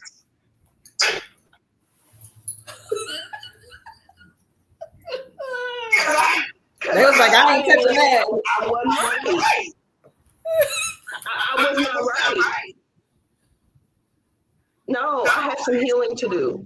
I still have some healing to do. I like what Issu said. She said the actual aura is you tapping into yourself. You're absolutely right. That is the only way that you are going to be able to shine. That is the only way that you are going to be able to even come with the energy, so that when you step in a room, it's not even about you saying words. It's your energy that people see that gravitate towards you. And your aura, you see that all over you when you do the work. But that's also like when people don't do the work, you can feel that negative energy. It feels tense. You can't even give words to it, but it's tension there. And you can tell who's not doing the work. And so when you do the work, you don't even know. It shows up. All the place. You cannot hide energy, and it don't lie. It don't lie. And you I think when I say half the world is one haystack straw of crashing out, it's because they're letting so many outside sources distract them from what it is that they should be concentrating on. Look, it don't matter who the president is. What you doing for you? Because we done already told you ain't nobody coming to save you. That part. And what we see with our physical eyes is not what we are seeing for real that's happening. These and we ain't even got to go into that, but when we start talking about politicians, entertainers, baby, these are characters that were strategically placed in our lives to see who was going to follow who was going to be misled by who. And then until you tap into yourself, you will get caught up in the matrix. You will get caught up in choosing sides, in choosing colors. Is it red? Is it blue? Is it this? Is it that? You don't have to choose a side when you choose yourself. And you choose what is best for you. So It's you. Exactly. Yes. Like it doesn't matter. Like, what are you doing for yourself? Oh, the economy. Okay, so what are you doing to get you some residual money? oh, don't. That's my word, residual, baby. What are you doing to get the bag? What are you doing so that you're not worried? Again, faith without works is dead. You can pray all day, but if you ain't moving, ain't shit coming. Look, you gonna need several streams. I'm sorry. Listen, action is required. I heard this analogy before, and it talks about how we breathe, right? We need air to breathe. When God formed us in the womb, right? And we came out, he breathed his breath into us so that we can breathe, right? So the acronym is AIR. Action is required. If you don't take action, you can't breathe. Mhm. And you So will be scared, which is one of these analogy. Make a decision. make a decision. I'll say get mad. Get mad, baby. Make a decision. And you know what? I'm okay. I'm okay. I've come to a place now where I if you don't make a decision, I'm cool. I'm okay with that. This is your life. I love you. I care for you as my friend, as my colleague, as whatever, respectively. But I am going to tell you, okay, well, if you don't make a decision, this is what I want you to do, baby. I want you to get a pen and a piece of paper.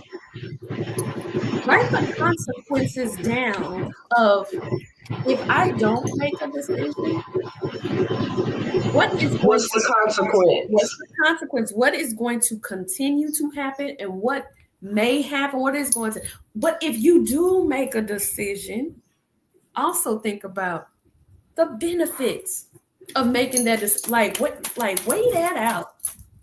Look at it on paper because when you're thinking about it, you don't get to see it visually. We need to write the vision, right? And Okay. make it plain. Make it plain. It right in front of you. And ain't nobody gotta see that piece of paper. But you need to write it down because if you don't make a decision, then you're just in limbo. You're just in limbo. And y'all know, like I stand by journaling. I love to journal. I will journal till I can't no more. And what I have found when it comes down to journaling is that yes, it's used to create affirmations for yourself and to speak life into yourself. Yes, you want to write out your plans and you want to write out your goals, but it's also your place to surrender. Because a lot of times when we say surrender, people are like, okay, but how? How do I let it go? You find the outlet. And I know for me, my outlet is through my notebook and my pen. If I am feeling all of the feels, I'm angry, I'm upset, I'm hurt, I write it out and I write it out how it's popping up in my mind. So I'm cussing. Y'all know I love to cuss. I'm cussing, I'm saying what I feel, I'm writing it out. I'm saying all of the things. I don't like this. This is how I feel. I'm allowing myself to feel all the feels, right? All the negative. I'm writing it out. I'm dishing it out on that paper. And I realize that once I'm done, that is like me unpacking a bag. That's like me taking that bag off my shoulder. And journaling isn't for everyone, but I highly, highly believe and I recommend that when you begin to make it a practice, when you begin to incorporate it into your life and let it be a new thing for you to surrender, if you're looking for a place to surrender, I highly recommend journaling. Get it all out, even those plans and those goals. Write that shit out because that's you holding yourself accountable for it. It's Yeah, I had to come back to a place of being able to journal because I used to journal all the time. And I had an old relationship who read my journals. So I went through a violation, who read my journals and used everything in my journal against me. Oh. And I had to work my way back up to that. So it was just writing the little things. Putting it away, going back to it. Putting it away, going back to it. Yeah. You have to find a way to release all of the negative energy that you feel in your body. Whether it's twerking, whether it's screaming, whether look back at it right here. Look back at it.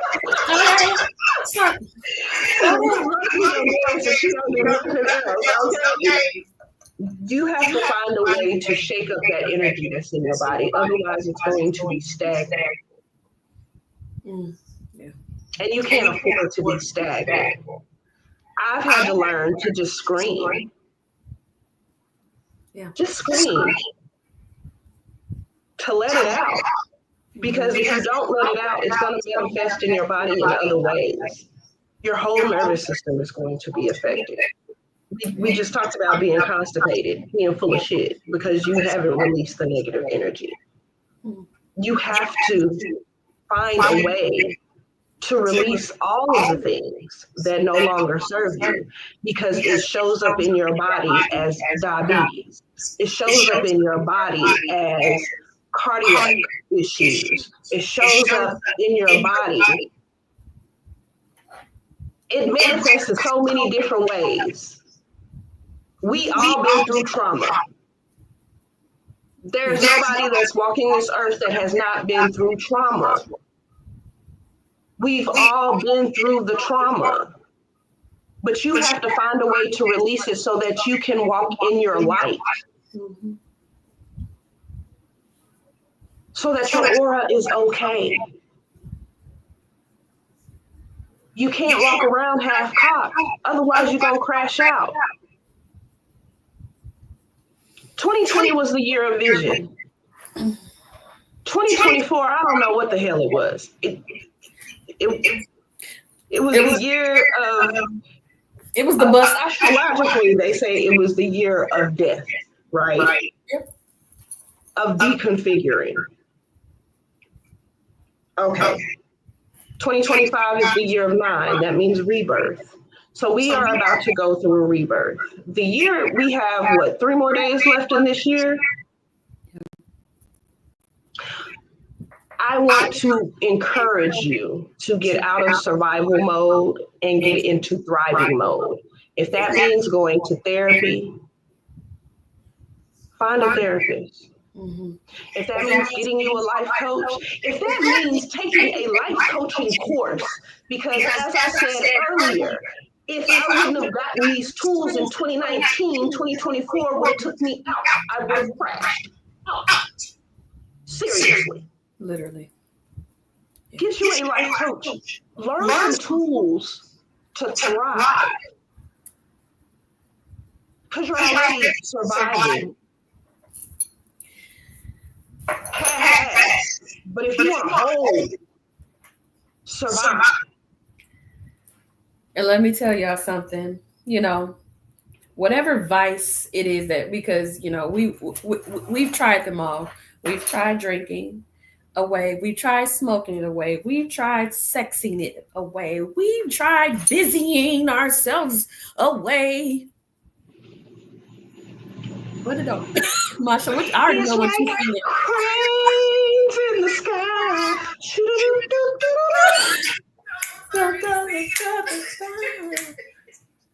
Yes. No, but for real. Yes, but we've tried all of those things, because we tried to medicate.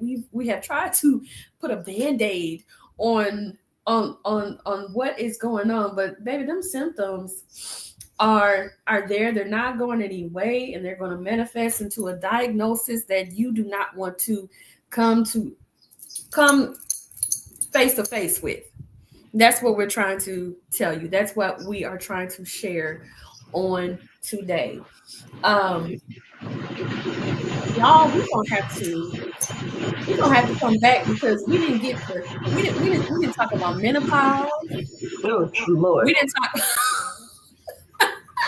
because look, y'all men need to know about this too, because y'all suffering too behind menopause. If you got somebody special in your life, she going through that change, baby, and you just don't understand. Look, because now I have, thank you, Mama. Thank you, Mama, for being so patient with me while you were going through. I didn't know why she was lifting up the window in the middle of winter in Nebraska, trying to stick her head out of the window, and it's literally probably 7 degrees. Mama, what are you doing? Why do you have all the windows up in the house? It's freezing. And she just heavy fanning, baby, heavy fanning. I didn't know what was going on with Mama. Yeah, we definitely got to come back especially for the new year, and have these conversations because they are open and they are honest and they are available to both men and women. And I believe that in order for us to truly grow and thrive, it takes us having community. And everybody wants community, but who's going to create it? And so I just want to give a special shout out to you, Ranita, for even hitting up Giving us the me and push. Mia. Yeah, like Nudge. Ranita pushed us to do Come this on, y'all. live because baby, we done had plans to do several lives and had several more excuses as to why we couldn't do it. And so what y'all are witnessing is us surrendering the bullshit and just getting it done and creating space so that we can offer each other solutions. So we will definitely be doing more of these lives and promoting it on our pages. And we appreciate y'all for just staying down for us, like for this amount of time and working through our technical difficulties and our echoing and all of that. So yes, thank you, Coach Ronnie B, for the win though for this. This is because of you, and so we love you so much. We love you. So much. I'm coming back because I gotta talk about this Facebook dating thing that y'all was trying to make me do, which I never did. Look, I know you got the. Do we have to talk about the foolishness of? Look, Yeah, I want to. you found a unicorn. We no. We have to all talk about our experiences. I still got some stories. We all have Facebook dating stories, and I will come back because I hit the jackpot. So You found a unicorn with no brothers. Well, not available. But listen, listen. I'm telling you, listen, Linda, listen. Look, the Facebook dating that I did almost got me in, you know, the scammer. We'll talk about that. We gotta. So y'all, we are gonna come up with a flyer. We're gonna come up with a flyer so we can let y'all know when we are going live again, and we're gonna get this technical thing going on because I got StreamYard right here, and I'm on I got right here, and I didn't even try to do Instagram, Facebook. Yeah, so like it's too much. We're gonna try to come together. Y'all Facebook people just gonna have to come over to TikTok because I ain't gonna be doing this click and mute every time it's time or for YouTube. Come over to YouTube or TikTok because look. That's my special place, but I'm looking. Hey, TikTok. I think TikTok likes you, Ronnie B. Really? They're gonna be looking for you. Yes. Okay. Yes. This is my first time. Look, I had to ask them. Look, how this go? Because I never been in this space. I think I like it. And they talking about a ban, but ain't nobody gonna believe that. I don't think it's going anywhere. It's too much money to be made on this little app right over here. It's too much. It's too much. So the powers that be gonna figure it out so that we can stay right here on the tickety-tockety, because we have some things to discuss with the peoples. We gotta discuss the Facebook dating. We gotta discuss menopause. We got to discuss grief more in depthly.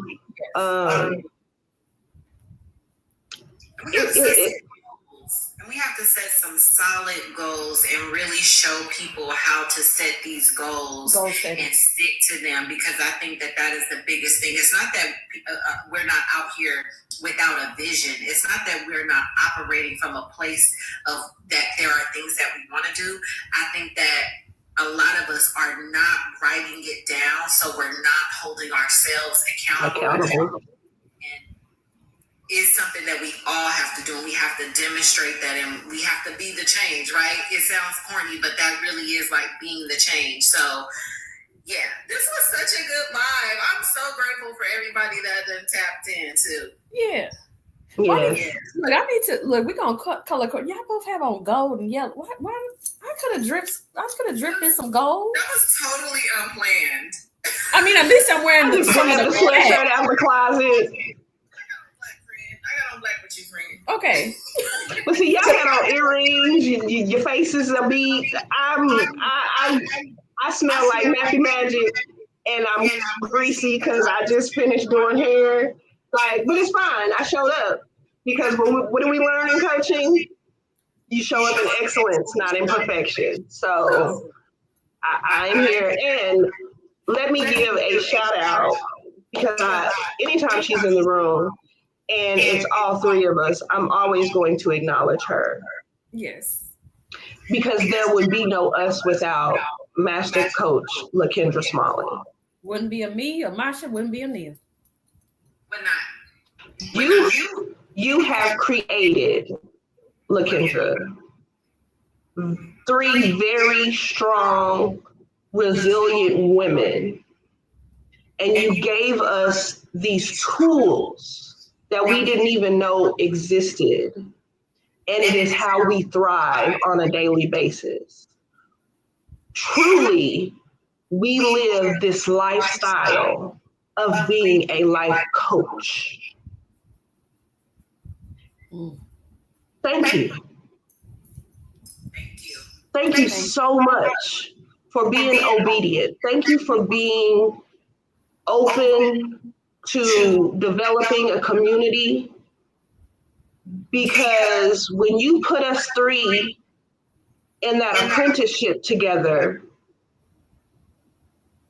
boy, you did the damn thing. You did the damn thing. She did the damn thing, and not only that was like that was reality TV worthy. Just to see the whole look, y'all know, Master Coach, you know, it was just to have had captured those moments, those aha. I mean, we were like little quirky new coaches trying to nerds, right? On training wheels, trying to. What did she say? What are we supposed to do? How are we supposed to do that? You got them notes. So all you new coaches who just got certified that feel like you don't know what the hell you're doing, it's okay. Because we would be like, what would Master Coach do? Not what would Jesus do? What would Master Coach do? What would Master Coach say? But no, she has definitely been the seasoning to our sauce, to our recipe. And she be wanting to whoop us at the same time, because for us, we have slept on our gifts. We have battled with inconsistency. We have battled with stagnation. And as coach, like I said, as coaches, we're not exempt, but we really do have all the armor. We got the AR-15, we got the Glock, we got the shield, we got the bulletproof vest on. We really do have all of these things to go out into the war and win and experience victory. And until we take action, because action is required, we tend to play ourselves small. So us coming together on this 52nd week, the 52nd week, the last week of the year 2024, was really divine intervention. We did not have an itinerary of how we was going to talk about stuff. We just got on here and started talking. And our voices and our perspective and our presence, we have to give credit to Master Coach LaKendra, because she really taught us to come out here and be bosses and not take no shit and just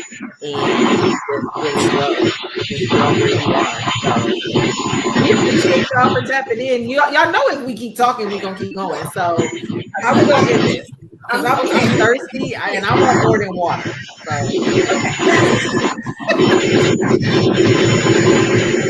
gotta refill my glass during the live, but okay. So this is all I want to say. Part of our apprenticeship task was to go live for 30 days on Facebook. 2020. Yes, 2020. That was 2020. And so we were like, every day? Yes, every day. Like not skipping a day. No matter what. You pick the time. But you come on every single day. Oh, okay. And then there was a little schedule. Okay, so on this date, we talk about this. We talk about this. So and that happened in December. That happened in December. It was. So, Oh wow. listen, so y'all listen. Part of what came to my remembrance was that, and I said, you know what? It would be beautiful if all three of us could get on here and at least go live in December at the end of the year, just to talk about our reflection, because we've come so far from the hey, this is Testimonial Tuesday. Hey, this is Wonderful Wednesday, or whatever those things were that we were doing. Because I was the midnight jewel dropper. Yeah, she would come on late, y'all, and it'd be kind of dark and mysterious. It'd be nappy conversation. It'd be smoke. It'd be incense and smoking. Baby, she said it all, and I had the, I would come in with the music because y'all know I like music, so I'd be coming in grooving and everything. And then Masha is just so sensual and in your face with the transparency. She's just gonna get you all together. She's gonna cuss. She gonna cuss a little bit, but she's gonna make it real sweet. But anyway, so I just thought, I said, wouldn't it be beautiful? And I'm so glad that y'all said yes to this, because I was like, they're gonna say yeah. They're gonna say yeah. They gotta say yeah. Come on, they're gonna say yeah. Man, like that is such a beautiful reflection. Y'all, like this air, fire, and water. This Libra, Leo, and Scorpio. Man, that's good. I love y'all. Like in real life, not just on Facebook, not just on social media. Like in real life, I love y'all. Like, thank you for making me better. Thank you for holding space for me. Thank you for straightening my crown when nobody else knew that it was falling. Thank you for reminding me to hold myself accountable. Thank you for reminding me that I am loved and that I am loved. Thank you for being my sisters, because this is so much deeper.